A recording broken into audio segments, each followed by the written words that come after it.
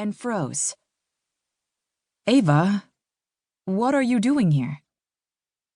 Jules had brought the cold in with them, ice clinging to their jacket and the thin ends of their twists, melted snow coursing down their brown skin. They smelled like wet wool and Old Spice, which had always been improbably attractive. Ava backed out of the danger zone, back into the smell of stale coffee and ancient crusts of food splatter from the microwave that emanated from all break rooms. "I got called in," Ava said. "Fucking Derek is sick." Jules looked panicked. Ava felt bad for them. She'd been prepared for this to happen, and they hadn't. "It's just for today," she added. "Okay," Jules said. They were visibly pulling themselves back together. "I'm just gonna—" The two of them did that annoying dance forced on any two people who wanted to get past each other in a narrow space. Finally, Ava backed all the way against the wall, waving Jules past her.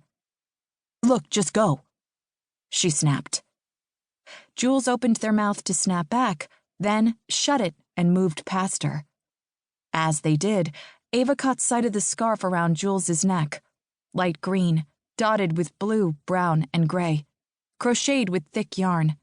She'd made it for Jules for Christmas. In retrospect, the project had sprung from a desperate hope that the two of them might come together again, stitch fragile connections over the yawning holes opening up between them. "Is that—" she asked, gesturing.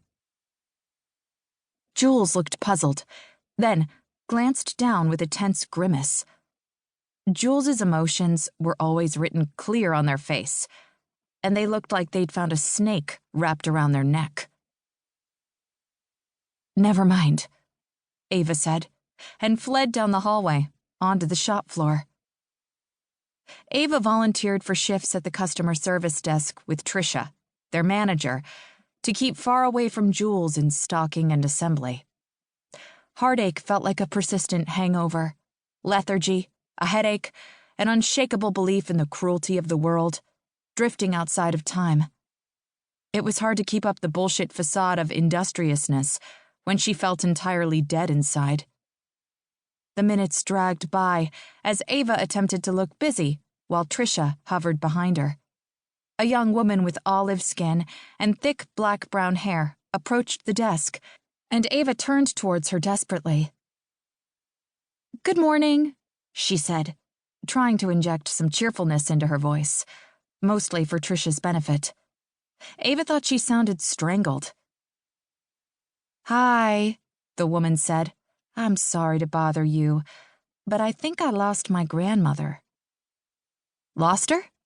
asked Ava. "She was right behind me in the showrooms. I turned around to get her opinion, and she was gone. I'd been looking for her for 10 minutes, and—" She trailed off, shrugging helplessly. Ava turned to find Trisha, then flinched back when she saw the manager already looming behind her. She hadn't even heard Trisha approach. "I'm so sorry to hear that," Trisha said gravely.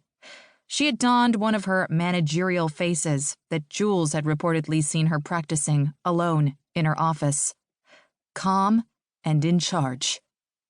She tilted her head, the blonde highlights in her Midwestern manager-class haircut catching the light. "Let me make an announcement over the PA system. What's her name?" "Ursula?" the young woman replied. "Ursula Newry." Trisha nodded, her face serious as she picked up the phone and pressed a button. Her voice came squawking out of the overhead speakers. "Good morning, shoppers. Would Ursula Newry please meet her party at the customer service desk? Ursula Newry, to the customer service desk, please." Ava tried to smile reassuringly at the young woman. Trisha treated everything with the gravity usually reserved for state funerals and hostage negotiations. Trisha set the phone back down in the cradle. "Can you tell me what your grandmother was wearing?" The girl nodded. "She had on a red coat and some